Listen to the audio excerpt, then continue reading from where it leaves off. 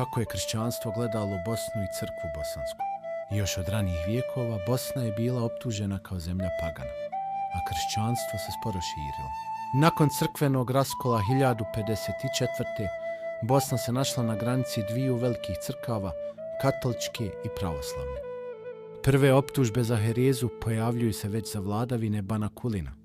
1199. Vuka Nemanjić optužuje Bana Kulina i Bosnu za herezu, a 1203. rimski papa planira krstaški pohod na Bosnu.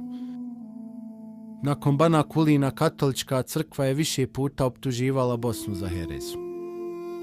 Zbog ugarskog uticaja nad bosanskom banovinom, pravoslavna crkva je imala slabiji uticaj.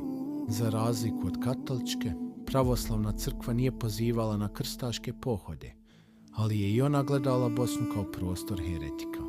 I dok su katolička i pravoslavna crkva gledale Bosnu kao hereze, Bosna je slijedila vlastiti put, oblikujući jedinstvenu vjeru i kulturu.